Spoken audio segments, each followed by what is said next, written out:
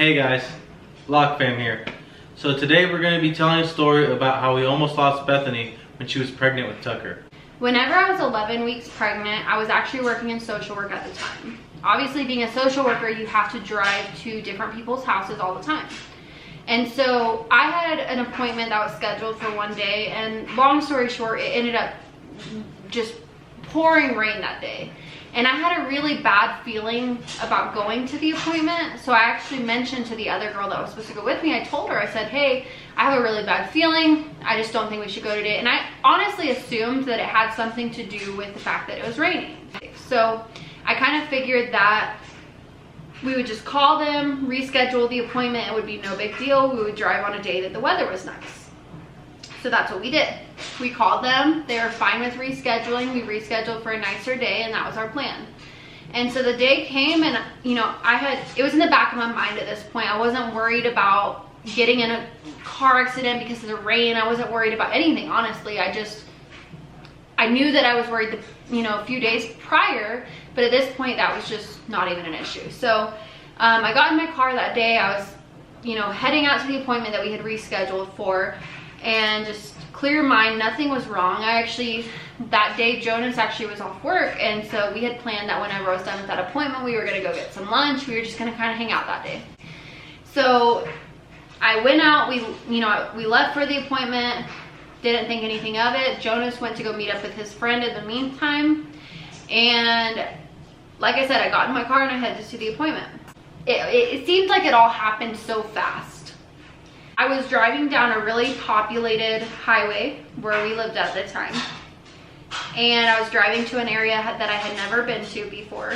And the whole time I had been pregnant, ironically, a huge fear of mine was getting in a car accident. As I was driving, somebody came up on me.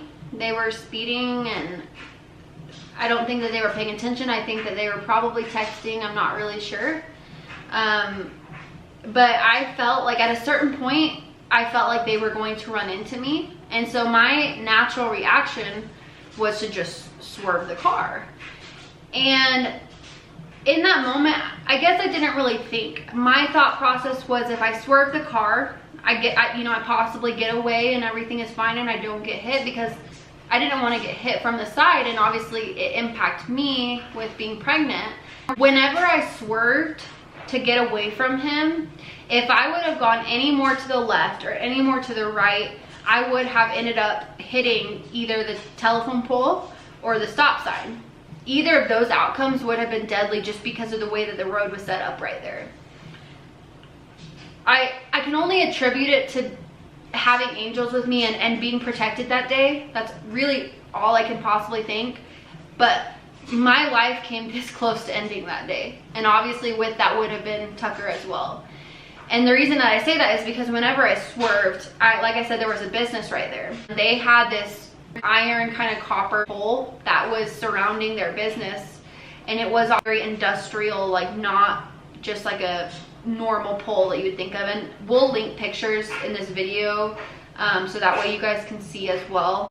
As I swerved, it's so hard to put this into words, but as I swerved, the next thing I knew, I looked up and there was like I said, like an iron pole, and it was crossing by my head. I mean, any more to the side and it would have been me. And the crazier thing too is, like, if I would have had a passenger, so let's say I had somebody next to me like Jonas, any more like right there, like that person would have been dead. So it was just so crazy how protected that I was in that moment for such a tragic event. I did not know how to react to that situation. And so I'm sitting there and I'm just frozen, like not moving, not doing anything. I have glass all over me from my windshield. This pole that just, straight through the car. And I mean, my brain is obviously spinning a million miles an hour, but I can't move. I can't think. I can't do anything. I'm frozen. And as I'm sitting there, this girl, she pulled up to the stop sign right there, and she jumped out of her car, and she gets out and she comes over to my car and she's like, "Are you okay?" And I don't know if you know, but you should never ask somebody, "Are you okay?" when they're clearly not okay. Like, if you have an iron pole sticking through the middle of your car, you're not okay, okay? Like, you're freaking out, you're going through some stuff, okay? So no, I was not okay. But she asks me if I'm okay. And that was the moment that, you know, if I had been strong up until that moment, that was the moment that I lost it, because she asked if I was okay, and I think that brought reality to the situation of what had just happened. She asked me that, and I just lost it. Like, I just start bawling. And I obviously, like, I look at her and I'm like, no, I'm not okay, I'm pregnant. And I start just repeating. I'm like, I'm pregnant, I'm pregnant, I'm pregnant.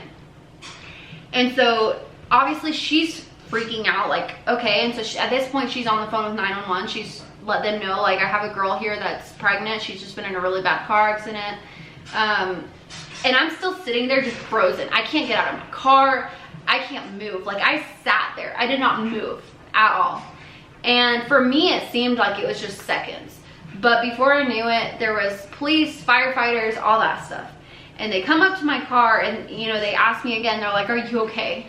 And I'm like, at this point, I'm bawling, like, hysterically. And I'm like, no, I'm not okay. I'm pregnant. Blah, blah, blah. Like, I'm going on and, like, telling them, like, no, I'm not okay. I'm pregnant. And I just keep telling them. And I keep telling everyone around me I'm pregnant. And I can't, for whatever reason, I couldn't bring myself to say anything else. Like, it was like, that was just, like, all that was in my head is, I'm pregnant. Like, just save my baby. Like, you know, do whatever you can do. And obviously, being 11 weeks pregnant at the time, there's not anything that can actually be done. Like, if something bad were to have happened, there wouldn't have been anything that they could do anyways. And that's something that they told me as soon as they were, you know, talking to me and trying to get me out of the car. Meanwhile, I'm sitting there with I want to say it was like a firefighter or a police officer. I want to say actually it was a police officer, because he wanted to see my ID. And I remember thinking, surely, you know, he wants to see my ID because obviously he probably thinks that I'm under the influence or something, because who just, you know, alone ends up in a pole. I mean, unless you are drunk or something like that, and I wasn't. So obviously I wasn't under the influence. I was just the whole situation was just traumatizing to me, because I didn't like driving on that highway anyways. It was kind of known, like, there's people getting wrecks on that highway multiple times a day, like within that area too, not even just like down the highway, like miles and miles, like within a certain area there's just a ton of wrecks. And so I never really liked driving there. And like I said, what was so crazy about the whole situation is because, if you remember, I said I had had a really bad feeling about driving there. And obviously now looking back, I'm like, wow, like, is that because God was like trying to tell me to not go? Or, you know, like, there's just, I don't know, I have a lot of thoughts on that, but I just had such a really bad feeling before, and I had attributed it to the weather. Obviously, looking back now, I know that something bad happened anyways. So let me kind of move on a little bit. So I'm sitting there and I'm with the police officer, and he's talking to me, and he's trying to get me to get out of the car, and I'm not moving. And I tell him, I said, I'm pregnant. I said, let me call my husband. So I called Jonas and I said something along the lines of, I just got in a car accident. He said, are you okay? I said, no, I'm on my way to the hospital. That's like basically the gist of what I remember. And I think that it just, when I'm in really traumatic situations, my brain just doesn't know how to react. So I think that that's probably why I'm not remembering all the details. I do obviously remember being extremely traumatized and terrified and all of that stuff. But the police officer finally convinced me to get out of my car. He basically held my hand and was like, all right, we're gonna get out.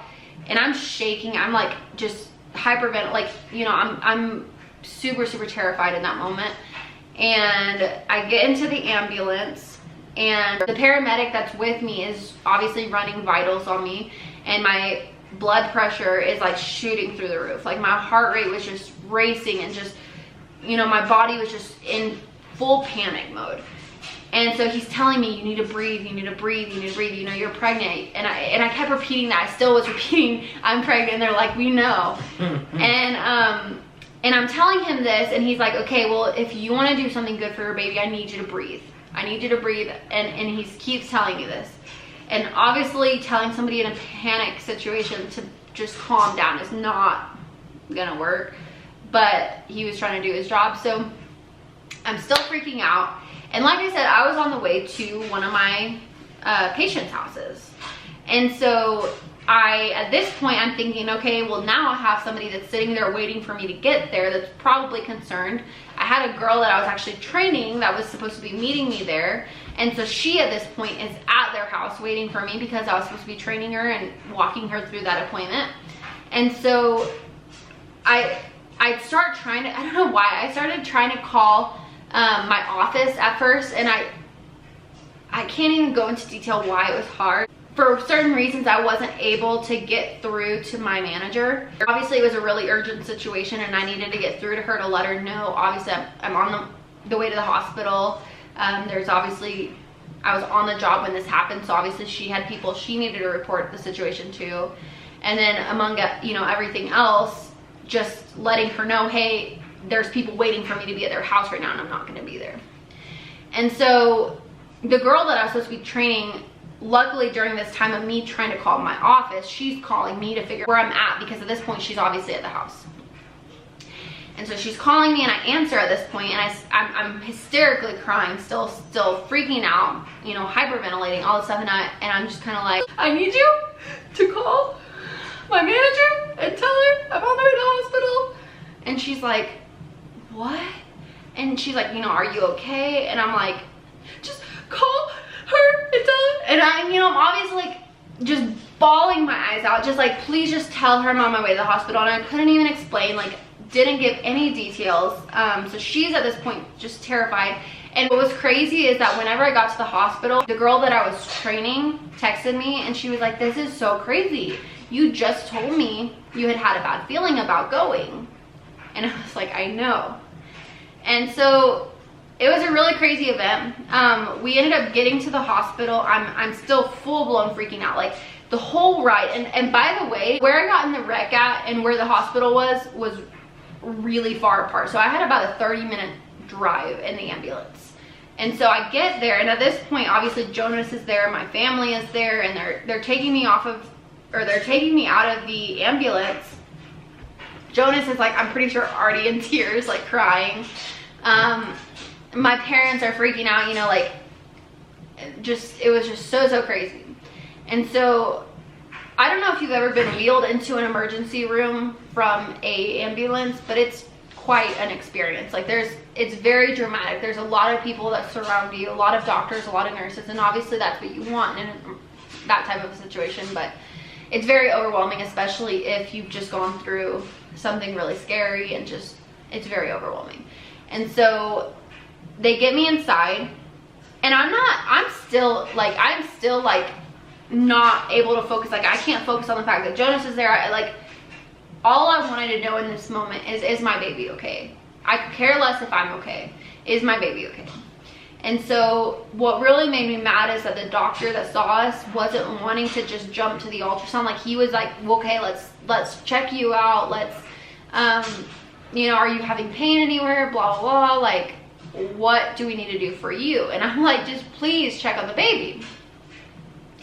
And so I did have pain in my chest, I'm assuming just from the seatbelt, when I jolted forward and it pushed against me. And so they wanted to do a chest x-ray. And so obviously with being pregnant, you're really not supposed to do x-rays. Whenever the doctor had told us that he wanted to do an x-ray on my chest, my mom was just completely like horrified by that. Obviously we were all afraid of having an x-ray when I was pregnant, but I think for Jonas and I, we were just so scared at that moment that we didn't even want to argue or say anything to the doctor other than just what he wanted to do. My mom though was there, and she immediately was like, are you sure an x-ray is the best option? And so the doctor, rather than kind of being nice and just addressing her concerns, he was kind of just a jerk and insisted, and rather than answering my mom's concerns, he basically said something snarky along the lines of, I'm pretty sure I know what I'm doing. And so you would have to know my mom, but she's not really like the type of person that you want to question or mess with. If my mom sees this, I love you. But she's not really the type of person you want to mess with, just because she's not going to let you walk all over her. I guess that's the best way to put it. Like, she will stand her ground and make sure that she's being treated fairly in the right way. And so obviously with her daughter and then, you know, soon to be grandson, she was concerned with the x-ray, and so she said that, and obviously he was really rude about the way that he handled it. And what he didn't know was that my uncle actually is one of the top like administrative nurses at that particular hospital, and so he has a lot more authority, I guess, than this particular doctor did. And so what was funny is that my mom actually walked out and asked the nurse if my uncle was working. And so obviously that kind of rang a bell for them, because their question was like, who is she? Why does she know him? She obviously said, I'm his sister-in-law. My daughter is here. I just wanted to see if he could kind of come down. Kind of played it like, we just wanted to know if he was there so he could kind of come and give his opinion on the situation or something like that. And she ended up telling us that at the time he wasn't there for his shift yet, but obviously then they knew who my uncle was. And a few minutes later, the doctor walked back into the room, and it was really funny because his demeanor just totally changed. He shifted the conversation from, I know what I'm doing, to, hey, I heard that you're blah blah blah's niece. And we were like, yeah. He kind of turned to my mom and was like, I hope we can kind of just keep this between me and you. I hope this doesn't have to get brought up to him. And my mom, being who my mom is, was like, oh, it will. Like, I'll let him know. And so that was kind of funny. I was terrified to drive for about a month or two after that. And I want to just follow up by saying that obviously that had a big impact on my job role at the time, because as a social worker, you're expected to be able to commute to your clients' houses and stuff like that. So I ended up having to resign from my position because I was just absolutely terrified of driving. There was obviously other issues that were involved as well, just with me being pregnant and being in a social work role. There were just other factors that were concerns as well. But I would try my best to still do the appointments with my clients, and it just became too much of an issue. And so I felt like I wasn't able to do my job to the fullest. And so I didn't want to basically be letting them down in some way. And so it was a very respectful resignation, and everyone, we were all on good terms. My manager was totally understanding, and they were very great throughout the process. I obviously got workers' comp and everything like that, and so they paid for all the medical bills for that accident. But I just wanted to let Jonas kind of talk about his side of things and just the thoughts that were running through his head whenever he got the call that I had been in an accident, and obviously being pregnant with his son and just being his wife and everything like that. So I was gonna let him talk about that. So when I found out that Bethany got in a wreck, I was actually at a movie theater with a friend, just pulled up and was getting out of my car when she had called. We both actually left our house at the exact same time, and the movie theater was about 15 minutes away. So I had literally just left the house, and so had she, and all this had happened. Whenever I got the call, she was hysterical. I couldn't even understand what she was saying. I was actually opening up my friend's passenger door to talk to him, and as I did that, I got the call, answered, heard her crying, shut his door, got right back in my car, turned on my car, rolled down my window. I was like, I'm so sorry, man, I have to go. My wife is like hysterically crying. I don't know what's wrong. And he was like, go, go, go. And I left, and she finally spit it out. And she was like, I got in a wreck. And I was like, where are you? Where are you? Bethany literally wasn't able to talk to me. She was just crying and crying. So she ended up passing the phone to one of the police officers or firemen, I'm not sure. But he ended up telling me exactly where they were, and I got my butt up there. I ended up getting a call from her dad when I was about 10 minutes away, saying that Bethany was actually already in an ambulance on the way to the hospital. So I turned around and I went straight to the hospital. Since I was actually a little bit closer to the hospital than her, we were still about 10 minutes away from the scene, sped up there, and I was actually there about 10 to 15 minutes before the ambulance was there.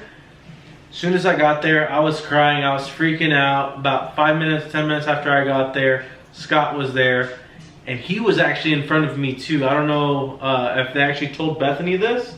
I was speeding so fast, I actually passed them up and beat them to the hospital by about 5 minutes. Scott is my dad, by the way. So all I remember when I first saw Bethany is that I was praying and praying and just praying that our baby was okay. We were able to go in and do an ultrasound, and the lady, something that's really annoying about when you do ultrasounds at hospitals is that they're never allowed to, like, it's like just like if you do an x-ray or an MRI or anything like that. The person, the technician that's helping you is never allowed to say anything. She couldn't even tell us that the baby was fine. Even though we could see him doing flips on the screen. And so obviously I had just really startled him and woken him up. But he was doing flips and everything, and it was good to see him moving and everything being okay. So obviously after we got done at the hospital, even though everything was fine, my OB's office still had their concerns regarding the pregnancy, and they wanted to see me in their office. So a couple of days, I want to say like a day or two, honestly, maybe it was even the following day, but we ended up going to the OB's office, doing a following ultrasound. They wanted to check everything out. Everything was fine. But after that, it seemed like I just got put on this list of like, let's do ultrasounds every visit, because for the most part, the remainder of my pregnancy, I had ultrasounds at my appointments, and that's not normal. Normally you get like, I've heard it's normal to get like 2, maybe 3. Normally whenever you first find out you're pregnant, and then around the 20-week mark, and then normally they don't have a reason to do ultrasounds after that point unless you just want to, which of course you know if you've been pregnant before. But I think I ended up having something along the lines of like 11, maybe 12 ultrasounds. And if you've been pregnant, you know that that's a lot. Obviously you're only pregnant for 9 months, so that means that at least once a month I was getting an ultrasound. And towards the beginning of the pregnancy, you don't go to the doctor's office that often, so that's a lot of ultrasounds. So anyways, that was really scary, and that obviously kind of was scary for me too, just constantly feeling like, why are they concerned about the pregnancy? Why do we need to have these ultrasounds? And so I would spend a lot of time and hours doing research, just constant research. If I felt like he wasn't moving enough one day, or if I felt like, I don't know, anything, I would research. And that kind of became my obsession the rest of the pregnancy. And I think that that was because of the car accident and just being terrified of losing him, and then wanting to be on the lookout for any possible other complications. So, but long story short, everything ended up being fine. We got to see the ultrasound of the baby. Everything was healthy and fine. I was extremely traumatized. Like I said, because of that, I quit my job. And it caused me to be scared the rest of my pregnancy for driving. Like, I was just absolutely terrified. For a few months, I made Jonas drive me around everywhere. Before I actually quit my job, when I was still going and doing going to the office and then doing appointments at the office, I was having my parents drop me off. I would have Jonas drop me off. Basically, whoever was available to drop me off, that was my route, because if not, I was not going to work. And my manager was really good with me. She had told me if I needed more time off that I could, but it was, for me, it happened so quick, everything was fine. So I just figured, let's just move on. I'll go back to work, everything will be fine. And it was. And so that was pretty much that. We just wanted to share it just because obviously it was really crazy, and crazy situation that happened. If you've been through something similar, I am very sorry. I know how terrifying it can be. But the reason I wanted to share this is just because if there's anyone else out there that's gone through something similar, I would love to connect with you. I know that it can be really scary, and I think that it'd be cool, just not cool because it sucks if you've been through that. I think that it would be nice to just be able to talk that through with somebody else that's been in my shoes, because I don't think a lot of people quite understand the fear and just horror that comes, and then obviously the fear of driving once the baby is born, even, because then the baby is like not in you. Yeah, because the scary thing is, if he would have been in my car, like if I would have already had him and he would have been in the car seat, when he was first born, we kept his car seat in the middle back passenger seat, and that pole would have been, just look at the pictures. But anyways, we just wanted to share that. We're not going to make this too much longer, so we're just going to go ahead and get off here. But we hope you guys have a wonderful rest of your day. We love you all. We really appreciate the support we've received so far, and we really look forward to growing with all of you guys. I wasn't in the video of the giveaway for the 100 subscribers because it was midnight and I was Let's just say I'm a woman. I didn't have makeup and my hair done. I was tired. I had my baby. But we were so excited whenever we got the notification that we hit 100 subscribers. We knew we had to jump on and make the video just to, you know, follow through with our promise to you guys. And we just want to make that very clear. Like, we are here for you guys. We want this to be a family and like a community of people, and we want to connect with you guys. So we love all the feedback you guys are giving us on our videos. We would love to continue to receive it. If you guys have any suggestions for us for any other future videos, we would love to hear that as well. We are completely open to taking suggestions. Like we've said before, we do live in Colorado, so if there's any destinations or places that you're wanting to see that you just don't think you're ever going to be in a position to go see, we could be those people for you. So just drop the location and we will go make that happen one day, and for sure do a vlog. We're actually going to get a drone, so we'll have some pretty cool footage that we can shoot for you guys to show you those destinations. So just let us know. We love traveling, we love doing fun things, we just like hanging out. So anything that you guys have suggestions for, just let us know. Other than that, like we said, have a great rest of your night. We love you guys. Do you have anything else? Locke Fam out. Good night, guys. Bye, guys.